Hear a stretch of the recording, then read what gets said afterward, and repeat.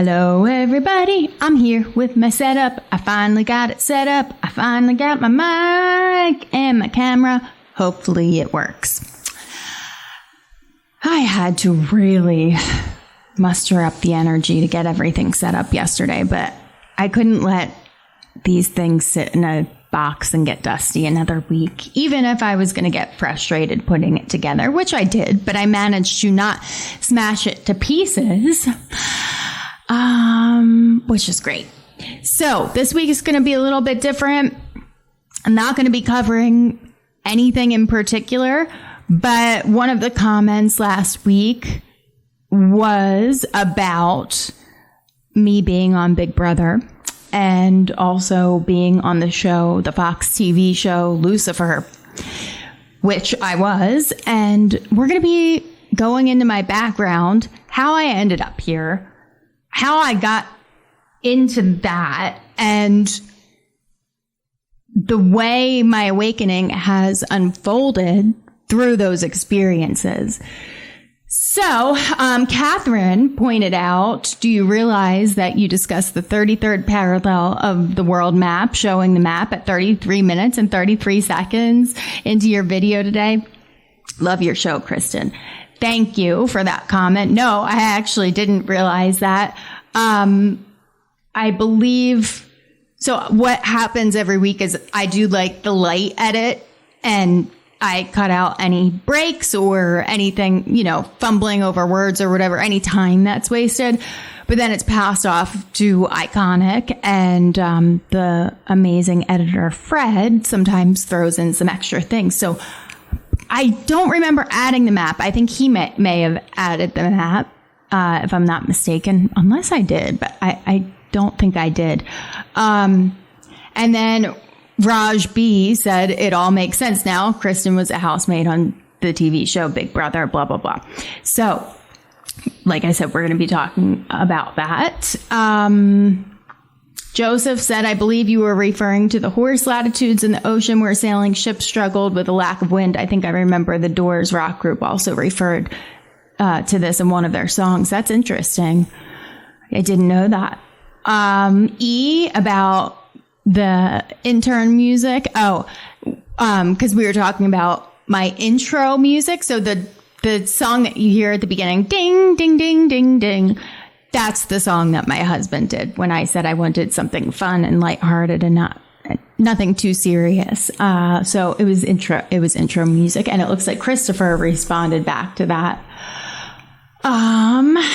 Kersey said, I also, do the same when I feel that something evil is around, tell them to leave, go away. Luckily, it does not happen often. I believe ghosts can interfere with electrical devices because I also have some weird experiences related to that.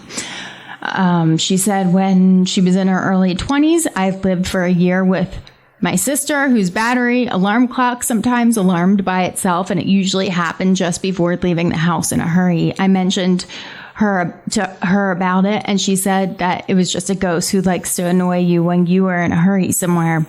Because she was so carefree about it, I also did not find it as a scary thing. But your experiences, especially the one with the baby handprints on the glass, are really something else. That's an interesting story. Yeah, I mean, I definitely believe that they come through electronics. And then Kersey also said, what if the so-called angels are actually the 5G, 6G frequencies coming down from the satellites and messing up our bodies and minds?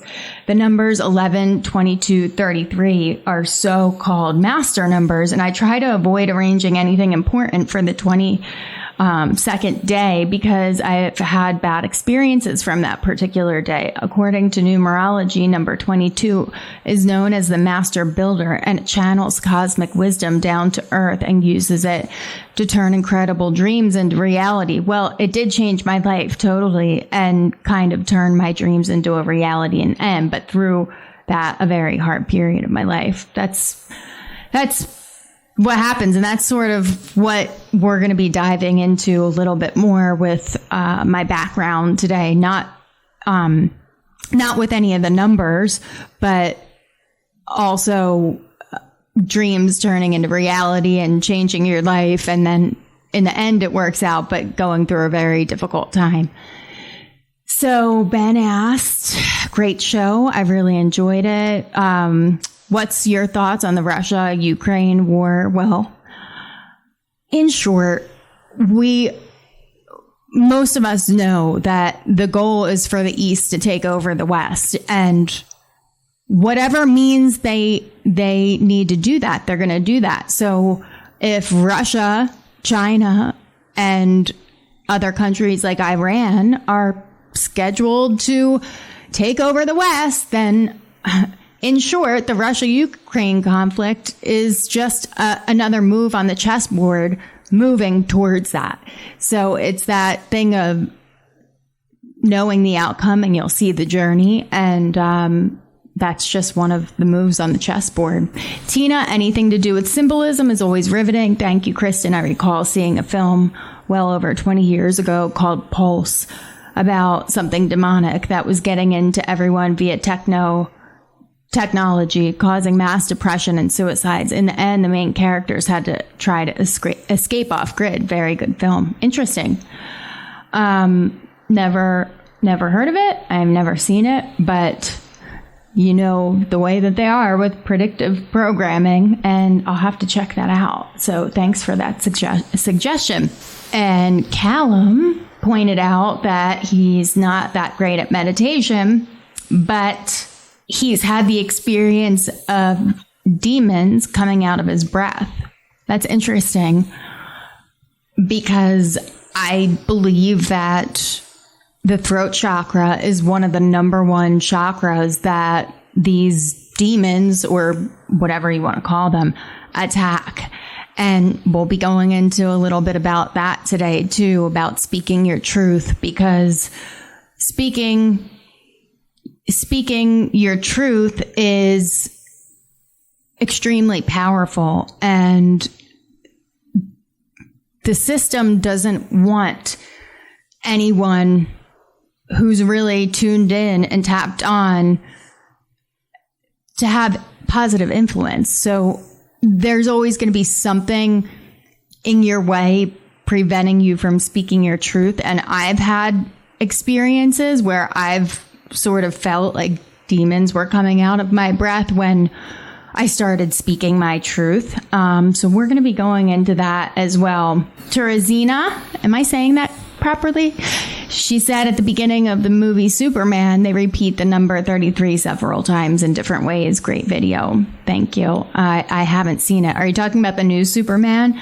I've heard mixed reviews. I don't watch barely anything new anymore. We actually have VCRs in our rooms.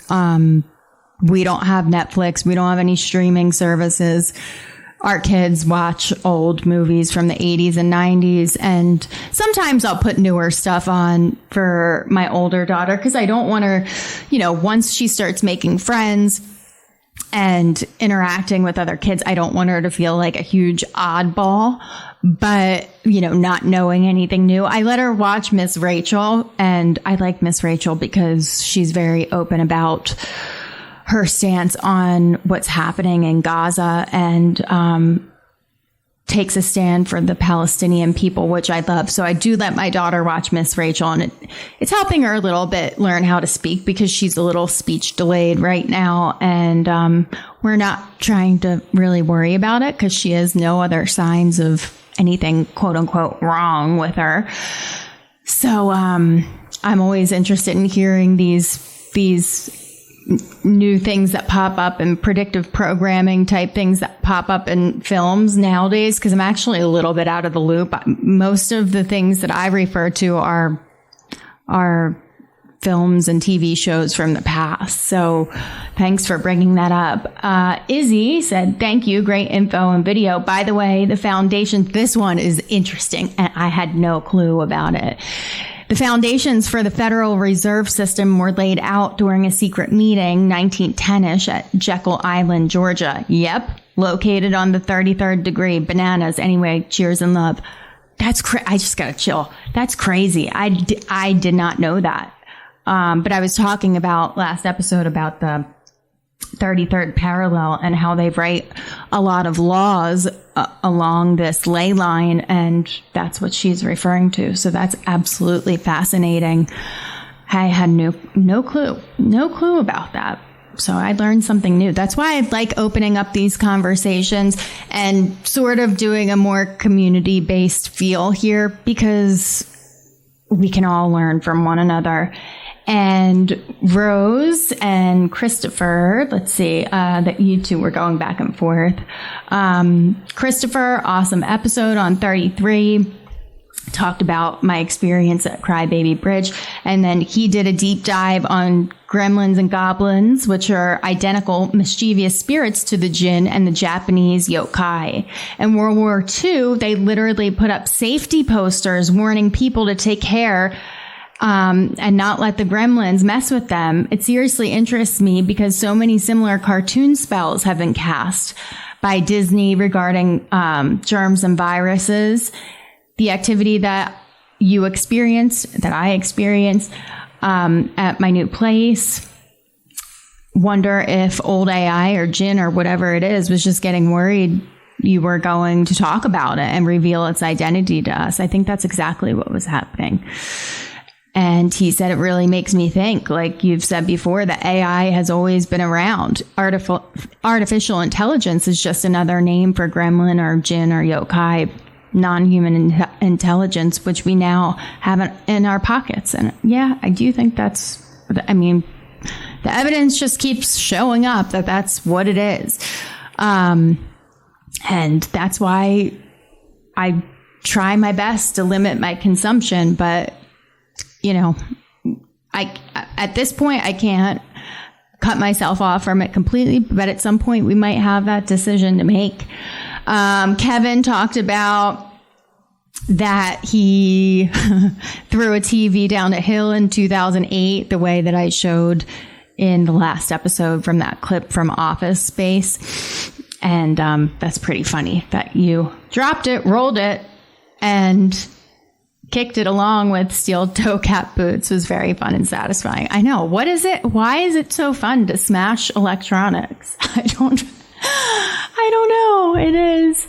And then he also said something about the second coming is already here. They call him Trump and he can't be killed apparently. LOL. Oh yeah. I mean, that whole shooting ordeal is so ridiculous. So ridiculous. And Rose, so good to see you back. So good to see you back. I was wondering where you were. So I'm going to be diving into my background now and how the hell I ended up here. As one of the viewers pointed out, yes, I was on the show Big Brother. So here's how that all started. And I'm going to go through how it led me to where I am and my awakening journey. So in 2010, I was still living in Philadelphia. And at the time, I was managing a designer shoe store. My degree is in fashion marketing, actually. So that's always the route that I thought I was going to take. And I always loved the arts, but I was doing some acting on the side, going to auditions in New York for, small commercials and stuff. And it was just like a side thing. It wasn't anything that I took super seriously. And in 2010, they were holding a Big Brother audition in Philadelphia, and my mom called me and she's like, they're holding auditions for Big Brother. I think you'd be really good on that show because you've got a strategic mind. And I was like, I don't want to do reality TV. I hate reality TV. It's trash. But I was off of work one day and I was running errands, and then all of a sudden I pass a building that says Big Brother auditions. And I was like, it was a rainy day. I remember I had an umbrella and my hair was super frizzy. And I was like, you know what? This just seems like a sign. I'm going to go and stand in line with the 1,000 other people or whatever it was that were standing outside. So I'm in line and I don't think anything of it. I really don't even care to make it on there, to be quite honest. But like I said, it just seemed like one of those serendipitous type moments. So I'm standing in line And this was my first taste of we might be living in a simulation and this world is like a video game. So there's a guy in front of me and he turns around and looks at me and says, "You're going to make it on the show." And I was like, what? There's like 30 or 40,000 people across the country who auditioned for this in different cities. Like thousands and thousands of people send their tapes in, go to these in-person auditions. I'm like, there's no way I'm going to make it on. And he just said to me, "I'll see you on TV." And then he turned back around and that was sort of like the end of the conversation. And I was kind of like, what? So then I go in front of a panel of casting directors and they ask about myself and I answer a few questions and I could tell they were paying attention to me. I was they put us in groups of like 10 or 15 people and I had their attention. And so I had a feeling that I was going to get a call back. I get a call back. Went to New York like a week or two later, and then it's a more extensive interview. They sit down with you one-on-one, and you're in a small room, and you are with casting for about 2 hours, and they ask you about your childhood. They ask you a deep dive about yourself. So then after the interview, the casting director, who I could tell really liked me, was like, if you don't hear back from us by X amount of days or by this date, then you probably didn't make it on. So that date came, and I never heard back. So I thought, oh, well, that's that. No big deal. Didn't really care. And then I get a call like a few weeks after that time period, and the casting director says, "I've been holding you in my back pocket, and we need you to come out for a final interview in LA." So I fly out to LA and I fly into Burbank. And if you've ever been to the Burbank airport, it's like nothing to write home about. It's like pretty lackluster. And I'm like, this is LA. Anyway, I go through a rigorous casting process, days of interviews, doctor appointments. They want to make sure that you're clean and healthy before you go on the show. And this is where it starts to get interesting. Lots of psychological exams. Looking back on it, I think that the whole process was a psychological operation. And basically what they do is take all the information they get on you in the last round of casting, and like the producers basically know how to manipulate you. So long story short, I end up getting on the show, and the first week they put you in sequester. So it's basically a lockdown. They take your phone. You cannot read. You cannot write. You cannot be on your computer. You cannot have contact with the outside world. So that whole process, because when you go on the show, you have no contact with the outside world. You're literally living on a TV set. So they already start to make you go crazy before you even get on the show. You're alone in a hotel room with your thoughts, and the only contact that you can have with the outside world is room service bringing you your food. And they don't even let regular room service bring your food. They make the production assistants bring it, so they can't even talk to you. So you're in a room by yourself for a week. Does that sound familiar? Does that sound like COVID lockdowns at all?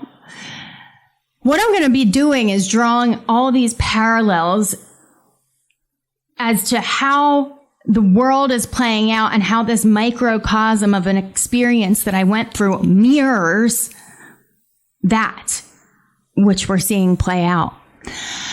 So then after a week of going insane, pretty much by yourself in a room with literally nothing to do, nothing to watch, nothing, you're just alone with your thoughts. Then all of a sudden, boom, you're on this TV set with all of these strangers, cameras rolling, and you go into the house. Now, we don't see anybody, even the camera people, the producers, we don't see Big Brother. It's just us. And my game plan was that I was going to sort of lay low until I couldn't lay low anymore. But through the experience, you have these interviews in the diary room. Like, I would say a good third or quarter of the content that they show is you in the diary room or confessional, talking about your experience. Well, the diary room, which is the producers on the other side of the screen that you cannot see, basically are using almost like MK Ultra mind control to get you to go crazy, to act certain ways, to say certain things, to be predictable. So the show is not scripted, but it's a game of mind control. And most of the people who go on the show never even realize that. And what I realized looking back on that experience was they make it like you're playing against each person when really you're playing against Big Brother. And that's the way the world works. And I came out and I talked about this within the past few years, kind of warning people. Like, I think our world works like this, where Big Brother is trying to pin everybody against one another in order to win this game and win this financial prize. But really, it's not a game of playing against one another. It's a game of either submitting to Big Brother and doing as they wish and acting as they wish, or it's outsmarting Big Brother. And I was not an easily controlled person on the show, so I didn't even really get that much screen time. And I was kicked off pretty early on. But it was funny because once I got off the show, the main producers really didn't like me, but like all of the lower level position people, the PAs and stuff, they were all like, you are my favorite person, because I wasn't bending to their will. And because I didn't bend to their will, actually my personal and private life was put on blast, and they distorted the truth. I wouldn't say that they outright lied about me, but they made me into something that I was not. So that was my first taste of, getting ostracized by the public. I mean, yeah, you're always going to have people that still like you, but they sort of tried to paint me into a villain because I did not cooperate. So I get off the show and I had a decision. Am I going to continue down this path of staying in entertainment because there was a genuine interest in that before I went on the show? Or am I going to go back to my normal life and go work at the shoe store and go about my business? And I decided to move to LA and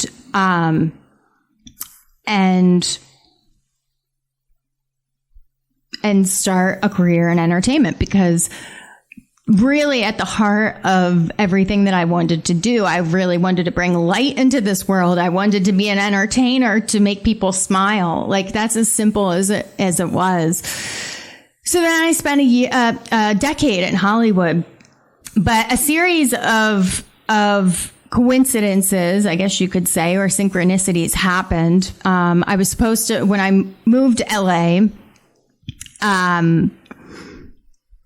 I was supposed to move with a friend of mine from Philadelphia, and she ended up backing out of the move. But when I got off Big Brother, there was a girl who interviewed me in the backyard, and I was like, oh, I really like her.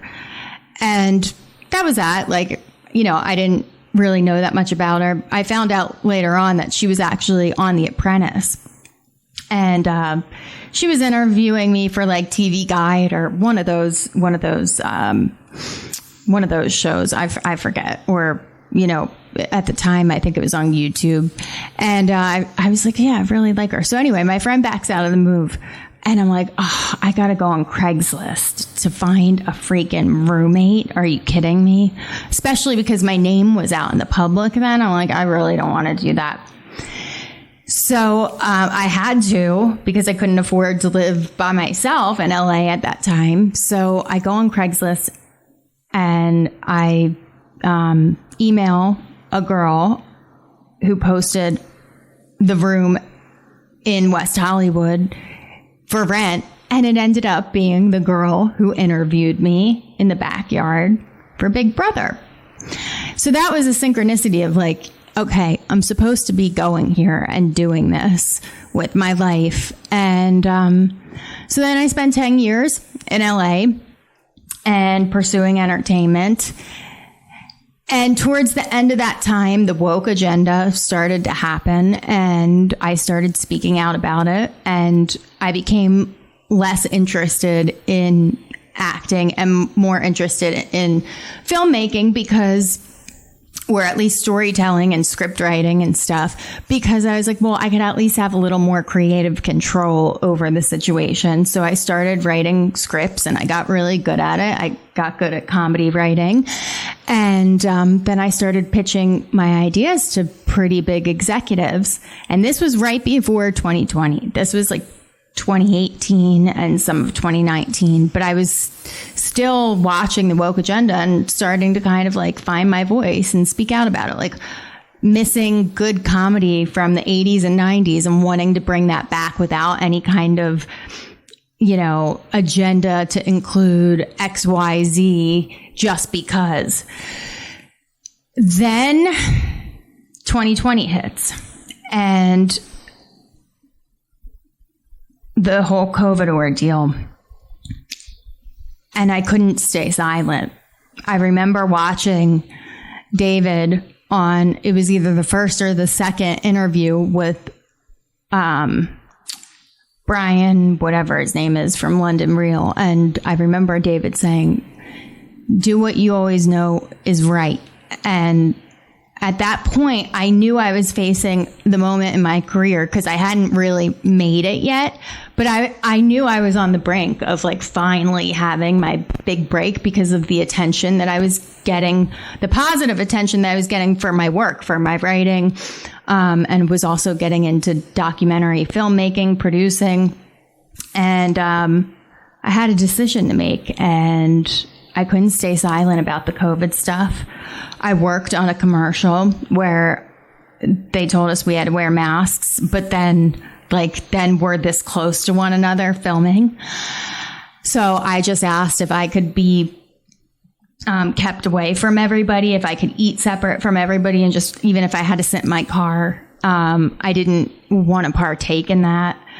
And I just saw the cult mentality come out. I mean, I always knew that there was a dark side of Hollywood, but that was a breaking point for me. And also when the child trafficking stuff started coming out, that was a huge breaking point for me. I could not be a part of something like that. And I remember I was curled up in a ball in my apartment and crying on the floor because I knew everything that I worked for was going to be thrown away if I went down the path of speaking out about all of this stuff. So you can go back and you can dig and find out that I've been outspoken for quite a number of years now, and I've detached myself from that world. Because I can't be associated with anything like that. And 90% of my social circle cut me off. I faced a lot of abuse, basically. You know, it reminded me of the abuse that I faced when I got off Big Brother. Because you know how people can be on the internet, and when your life is out there on blast, like people can be so mean. And the same thing started happening to me again. And instead of cowering to the system, I did what I knew was right. And I spoke out about these things. I sort of always believed 9/11 was a hoax. There were many conspiracies that I always believed, but it didn't really, I didn't get labeled a conspiracy theorist until all the COVID stuff happened. So looking back on the whole Big Brother experience and my time in Hollywood, it would be easy to say, I regret doing that. And I regret being a part of that. But I don't think that I would have had my awakening without that process, because like I said, that whole Big Brother process, in that whole process, I learned we might be living in a simulation, just from that story of me being in a line with people and this kind of otherworldly guy telling me I was going to be on the show, and then saying I'll, like, dead ass serious, I'll see you on TV. I had a taste of that, and then I had a taste of how this planet really operates. They pin us all against one another when we should actually be working together. And whoever gets picked off, it's who out. Instead of abiding by Big Brother, we need to outsmart Big Brother and work together. And that's the way the game should have been played, because if it would have been played that way, and if I would have told the players and, like, really knew that at the time, instead of, like, slowly recognizing it, if I knew that, I would have said something, and yeah, maybe they would have kicked me off even sooner, but that probably would have been the end of that show. And that would have been that. Like, could you imagine, hey guys, they're putting us against one another when none of us are really against one another. They're making us go crazy with this MK Ultra style mind programming and mind control, when we should be trying to outsmart Big Brother. But you can't even take your mic off. You can't do anything to tell somebody behind the scenes. They watch your every move, even in the bathroom. Okay. Even in the bathroom stall, they watch you. Yes, I know. I can't believe I signed myself up for that experience. But it really, really helped me see the way the world operates. And I wanted to tell you guys that story because you deserve to know. And I know a lot of people in the alternative media, they pop out of nowhere and you're like, what's this person all about? And then you dig and you dig and you dig and you find stuff on them. It doesn't take much. You just Google my name and it'll tell you what shows I've been a part of. As far as the Lucifer show that I was on, that was just completely random. I mean, I don't know what else to say about it. But I've also shared my opinion on my beliefs on Lucifer and Satan. I did an episode on Luciferianism versus Satanism. And they they painted the main character out to be like this, more like a cheeky Satan type character, which I've said before. I think Lucifer and Satan are two different entities. I think that you're dealing with the planet Saturn and Venus and several other names for them. And they actually represent very different things. And I have no inclination towards Luciferianism whatsoever. But my belief is that Lucifer is a representation of the human, of the fall of man and the fall of getting here into this dimension and the good and the evil within us. So I think that Lucifer is actually very misunderstood. And and me getting onto that show was literally just just a coincidence. It's really funny that I'm talking about all of this stuff too, because I haven't been asked to audition for anything in years because I've been blacklisted, but an old director friend of mine reached out to me this past week and he's like, I have a role in a comedy that you'd be great for. And it's actually something that, like, you know, back in the day, I would have been like, okay, yeah, I'll do that. It sounds like a funny role. But, that world just seems so far away now. And I think that the one good thing about, maybe not good, but Hollywood is pretty much done anyway with this AI takeover. It's going to be the old, you know, Hollywood will burn. Funny, I pictured when I left LA, that Hollywood was going to actually burn, and it did. The story that I told you about, the commercial that I worked on, that was a catalyst for me. And also, I went to one of the Save the Children marches to raise awareness about the child trafficking and pedophilia problem in LA and in Hollywood. And I'll never forget, I had my sign that said cancel pedowood. And some guy in a car literally gave me the finger and hissed at me.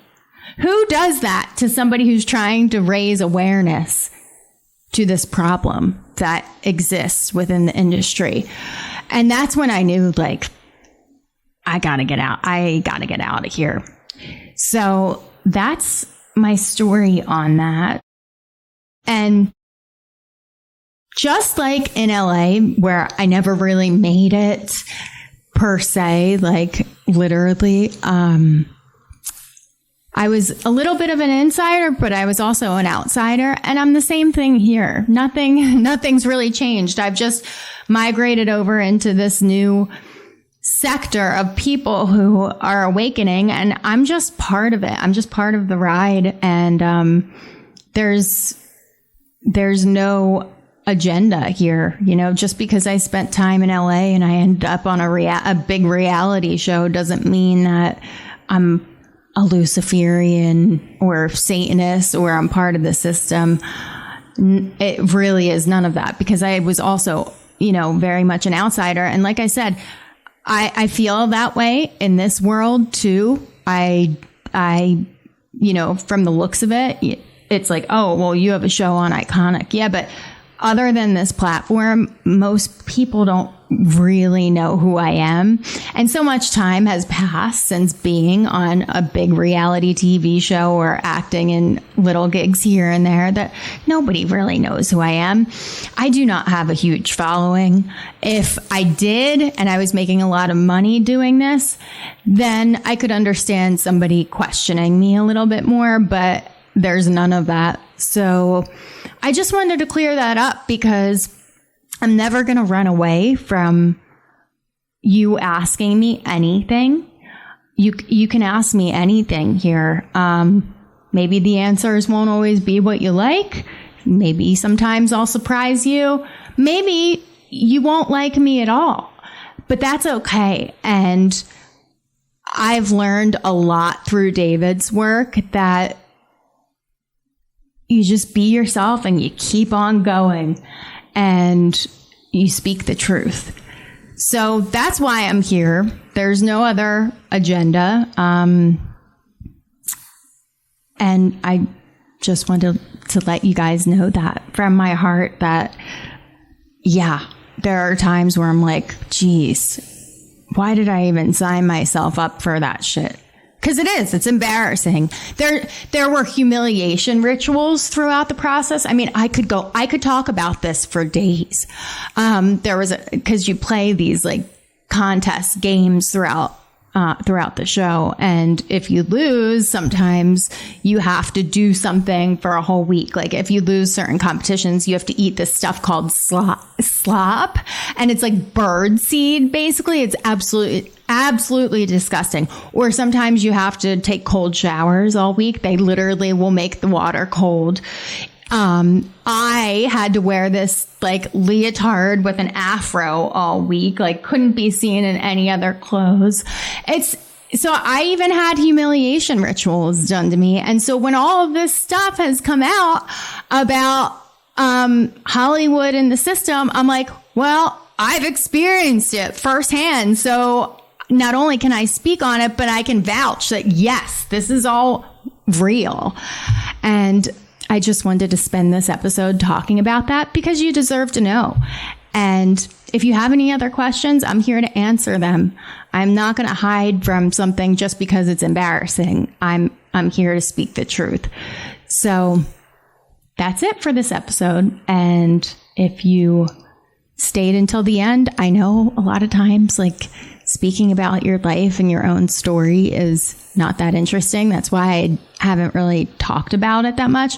You know, I'll bring up stuff from my personal life if I feel it's pertinent to the topic that I'm talking about, but I haven't brought this up because it hasn't really been pertinent to anything that I've discussed. But since it came up in a comment, I'm not going to shy away from it, and I will always answer you. So thanks for being here, and I'll see you next week.